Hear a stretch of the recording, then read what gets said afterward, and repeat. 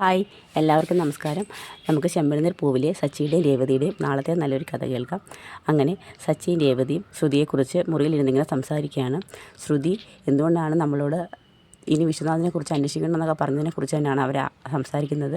ആ സമയത്ത് തന്നെ സച്ചിക്ക് മറ്റൊരു സംശയം തോന്നുന്നുണ്ട്. എൻ്റെ ഫോണിൽ കിടന്ന വീഡിയോ ആൻ്റണിയുടെ കയ്യിൽ എങ്ങനെ എത്തിപ്പെട്ടെന്നുള്ളതിൻ്റെ സംശയവും അവർക്ക് ശ്രുതിയിൽ നിലനിൽക്കുന്നുണ്ട്. ശ്രുതി ആയിരിക്കാം ഒരുപക്ഷെ എൻ്റെ ഫോണിൽ നിന്ന് ആ വീഡിയോ ആൻ്റണിക്ക് ഷെയർ ചെയ്തേക്കുന്നൊരു സംശയവും രേവതിയോട് സച്ചി പറയുന്നുണ്ട്.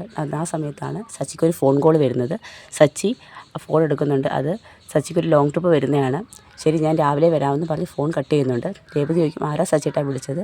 രേവതി, എനിക്ക് നാളെ ഒരു ലോങ് ട്രിപ്പ് ഉണ്ട്, നീ രാവിലെ എന്നെ വിളിക്കണമെന്ന് പറയും. ശരി സച്ചിട്ടാന്ന് പറയും. അങ്ങനെ സച്ചി രാവിലെ തന്നെ പോവുകയാണ്. അത് ഒരു ഭാര്യയും ഭർത്താവുമാണ്. അവർ മലേഷ്യയിൽ നിന്ന് വന്നവരാണ്. അവർക്ക് സ്ഥലങ്ങളൊക്കെ ഒന്ന് കാണാൻ വേണ്ടിയാണ് സച്ചിയുടെ കാറ് പിടിക്കുന്നത്. അങ്ങനെ സച്ചി അവരെയും കൊണ്ട് കുറച്ച് സ്ഥലങ്ങളെല്ലാം കൊണ്ടുപോയി കാണിക്കും. അങ്ങനെ അവരോട് കുറേ നേരം സംസാരിക്കും.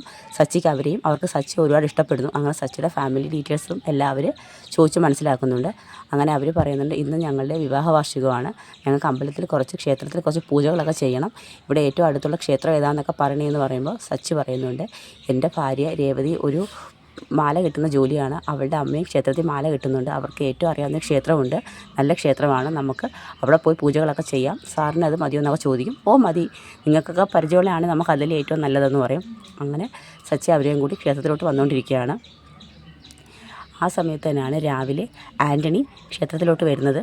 ശ്രുതി ആൻ്റണി ഏൽപ്പിച്ചിട്ടുണ്ടായിരുന്നു അമ്പലത്തിൽ പോയി CCTV ഫോട്ടേജ് കളക്ട് ചെയ്യണമെന്ന്.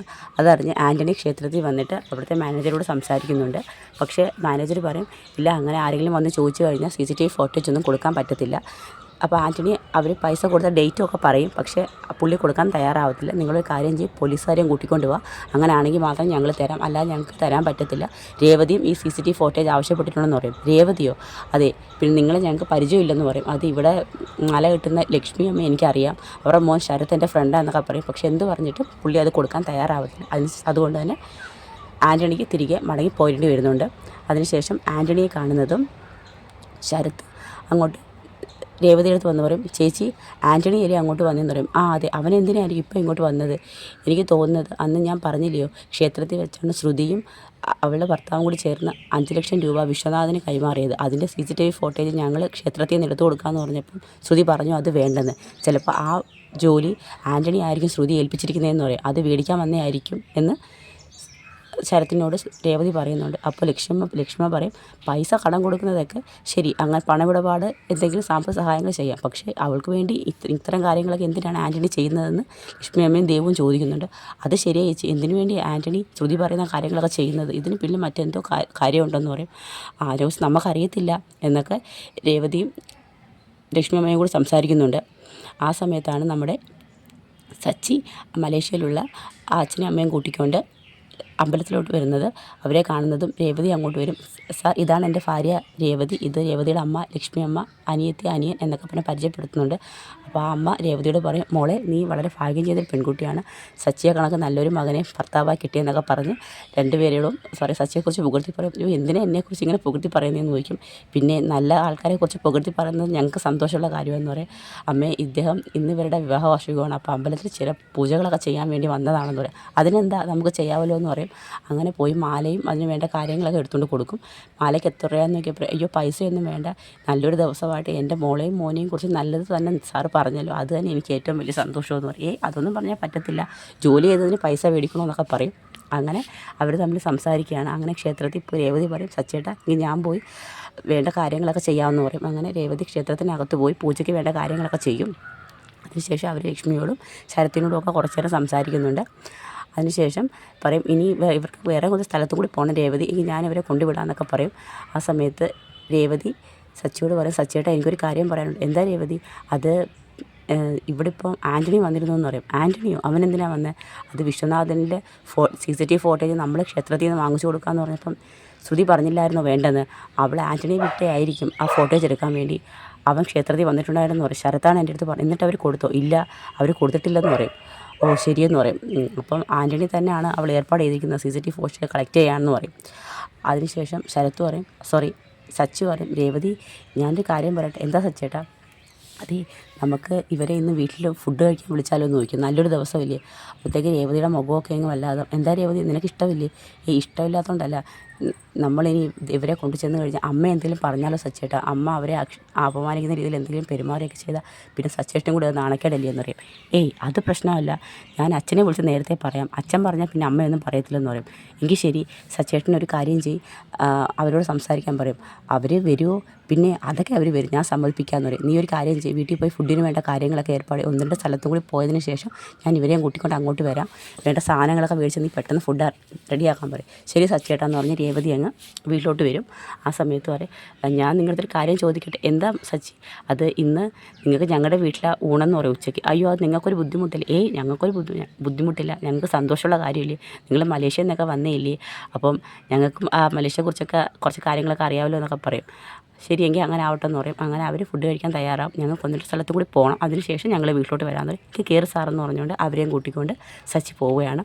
അതിനുശേഷം ആൻ്റണി ശ്രുതിയെ കാണാനായിട്ട് വരുന്നുണ്ട്. മീരയും ശ്രുതിയും കൂടി വെയിറ്റ് ചെയ്ത് നിൽക്കുകയാണ്. എന്തായി ആൻ്റണി, CCTV ഫോട്ടേജ് കിട്ടിയെന്ന് നോക്കി. കിട്ടിയില്ലെന്ന് പറയും. എന്തു പറ്റി? അത് അവർ തരാൻ തയ്യാറാവുന്നില്ല, അവർ പോലീസുകാരെയും കൂട്ടിക്കൊണ്ട് വരാനാണ് പറയുന്നത്. പിന്നെ രേവതിയും ഈ CCTV ഫോട്ടേജ് ചോദിച്ചിട്ടുണ്ടെന്ന് പറയും. രേവതിയോ? നിങ്ങൾ പോയി CCTV ഫോട്ടേജ് ചോദിക്കുന്ന കാര്യം ആരെങ്കിലും അറിഞ്ഞിട്ടുണ്ടോ എന്ന് ചോദിക്കും. അതവിടെ ശരത്തും ലക്ഷ്മി അമ്മയൊക്കെ ഉണ്ടായിരുന്നു. അയ്യോ, ഇനിയിപ്പോൾ ആ കാര്യം മതി സച്ചിന് അത് ചോദിക്കാനെന്ന് പറയും. അതൊന്നും വലിയ കാര്യമൊന്നും ആക്കണ്ട, എന്തായാലും പറയാനുള്ളതെല്ലാം നമ്മൾ പറഞ്ഞില്ലേ, നമുക്കതുകൊണ്ട് തന്നെ CCTV ഫോട്ടേജിൻ്റെ കാര്യം ഇനി പോലീസിൻ്റെ തന്നെ വന്ന് പറയാനായിട്ട് ആൻ്റണി ശ്രുതിയോട് പറയും. ആൻ്റണി അങ്ങ് പോവുകയാണ്. ആ സമയത്ത് ശ്രുതിയും മീരയും പറയും, ഇനിയിപ്പോൾ എന്തോ ചെയ്യും എന്ന് പറയും. ഇനി ഒരു മാർഗ്ഗവും ഇല്ലല്ലോ ഫോട്ടേജ് മേടിക്കാൻ. ആ ഫോട്ടേജ് കൈ കിട്ടിയെങ്കിൽ മാത്രമേ അയാളെക്കുറിച്ച് നമുക്ക് വിശദമായിട്ട് അന്വേഷിക്കാൻ പറ്റത്തുള്ളൂ എന്ന് പറയും. ആ സമയത്ത് ഒരു കാര്യം എന്തായാലും ആ ഫോട്ടോ കിട്ടിക്കഴിഞ്ഞാൽ നമുക്ക് ആൻ്റണിയുടെ ഫോണിലോട്ട് ഇട്ട് കൊടുക്കാം ഫോട്ടോ, അപ്പോൾ അയാൾ അന്വേഷിച്ചോളൂ എന്ന് പറയും. അതിനുശേഷം ആൻ്റണിയുടെ കൂടെയുള്ള ഒരാൾ ചോദിക്കും, എന്തിനാ ആൻ്റണിയായിട്ട് ഈ ശ്രുതിക്ക് വേണ്ടി ഇങ്ങനെ ഓരോ കാര്യങ്ങൾ ചെയ്ത് കൊടുക്കുന്നത്? അവളെക്കുറിച്ചുള്ള കാര്യങ്ങളൊക്കെ നവീൻ ദാസ് നമ്മളോട് പറഞ്ഞില്ലേ, പിന്നെ അവളെ ഹെൽപ്പ് ചെയ്തിട്ട് പിന്നെ വലിയ പ്രശ്നങ്ങളൊക്കെ ആയാലോ? അങ്ങനൊന്നും ആവത്തില്ല. അവൾ നല്ലൊരു ഇരയാണ്, നമുക്ക് മാക്സിമം കിട്ടാവുന്നതൊക്കെ നമുക്ക് അവളിൽ നിന്ന് ക്യാഷായിട്ടൊക്കെ ഊറ്റിയെടുക്കാം. അതുകൊണ്ട് തന്നെയല്ലേ ഞാൻ അവളെ സഹായിക്കുന്നത്, അല്ലാതെ എനിക്കെന്ത് കമ്മിറ്റ്മെൻറ്റ് അവളുമായിട്ടുള്ളത് എന്നൊക്കെ പറയും. അങ്ങനെ അവരങ്ങ് തിരിച്ചങ്ങ് പോവുകയാണ് ആൻ്റണിയും. അതിനുശേഷം വീട്ടിൽ രേവതി വന്ന് അങ്ങ് പാചകം ചെയ്യുകയാണ്. എന്നുവെച്ചാൽ അവർ ഫുഡ് കഴിക്കാൻ ഉച്ചയ്ക്ക് വരുമല്ലോ. ആ സമയത്ത് വർഷയും കിച്ചണിലോട്ട് വരും. ഇതെന്താ രേവതി ചേച്ചി, ഭയങ്കര സദ്യ ഒരുക്കുന്ന ലക്ഷണമുണ്ട്. ഇന്ന് സച്ചേട്ടൻ്റെ ട്രിപ്പ് വിളിച്ച ഒരു ഫാമിലിയുണ്ട്, ഭാര്യയും ഭർത്താവും. അവർ മലേഷ്യയിൽ നിന്ന് വന്നതാണ്. അപ്പോൾ അവരെ സച്ചേട്ടൻ ഊണ് കഴിക്കാനായിട്ട് വീട്ടിലോട്ട് വിളിച്ചിട്ടുണ്ട്. എനിക്ക് പേടിയുണ്ടായിരുന്നു അമ്മ എന്തെങ്കിലും പറയും. ആൻറ്റി എന്താ പറയാൻ? അല്ല, അവർക്കൊരു ഊണ് കൊടുക്കണം, സച്ചേട്ടന് നിർബന്ധമാണ്, അപ്പോൾ അതുകൊണ്ട് അവരുടെ സാധനങ്ങളൊക്കെ മേടിച്ചുകൊണ്ട് വന്നതാണെന്ന് പറയും. നല്ല കാര്യമില്ലേ, എനിക്കിതൊന്നും ചെയ്യാൻ അറിയത്തില്ല രേവതി ചേച്ചി. ഒരു കാര്യം ഞാൻ ശ്രീകാന്തനെയും കൊണ്ട് പറഞ്ഞു വിടും. അതൊന്നും വേണ്ട, ഇതൊക്കെ എനിക്ക് ചെയ്യുന്ന ജോലിയല്ലേ ഉള്ളതെന്ന് പറയും.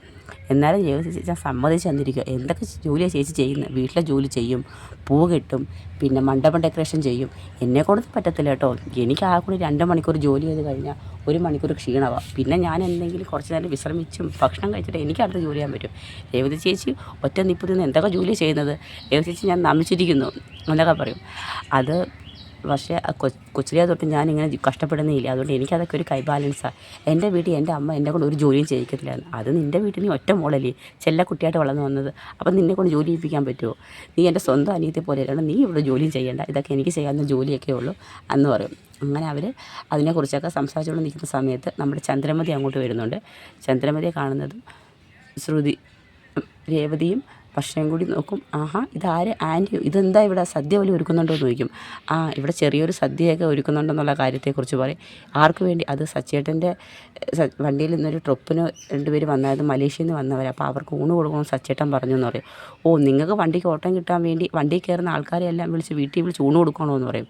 അമ്മയ്ക്ക് എന്തെങ്കിലും പറയാണ്ട് സച്ചേട്ടൻ വരുമ്പോൾ പറഞ്ഞാൽ മതി, ഞാൻ സച്ചേട്ടനോട് പറയാമെന്ന് പറയും. അവൻ്റെ വായിരിക്കുന്നല്ല, എന്നെക്കൊണ്ട് കേൾപ്പിക്കാനായിരിക്കും നീ അവൻ്റെ അടുത്ത് പറഞ്ഞു കൊടുക്കുന്നത് എന്നൊക്കെ പറഞ്ഞ് അങ്ങനെ അവർ വർഷയും ചന്ദ്രമതിയും രേവതിയും കൂടിയൊക്കെ അതിനെക്കുറിച്ച് സംസാരിച്ചുകൊണ്ട് നിൽക്കുന്നിടത്താണ് നമ്മുടെ നാളത്തെ കഥ അവസാനിക്കുന്നത്. ഇനി അവരെയും കൂട്ടിക്കൊണ്ട് സച്ചി അങ്ങോട്ട് വീട്ടിലോട്ട് കൊണ്ടുവരും. അതിനുശേഷം ശ്രുതിയുടെ അച്ഛനെക്കുറിച്ചൊക്കെയുള്ള കാര്യം ചന്ദ്രമതിയും ഒക്കെ പറയും. അപ്പോൾ അതിൻ്റെയൊക്കെ വരും വിശേഷങ്ങൾ ബാക്കി കഥകളുമായി നമുക്ക് കാണാം. എല്ലാവർക്കും വീഡിയോ ഇഷ്ടമായെങ്കിൽ സപ്പോർട്ട് ചെയ്യണേ. എല്ലാവർക്കും ഒരു നല്ല ദിവസം നേരുന്നു. നന്ദി.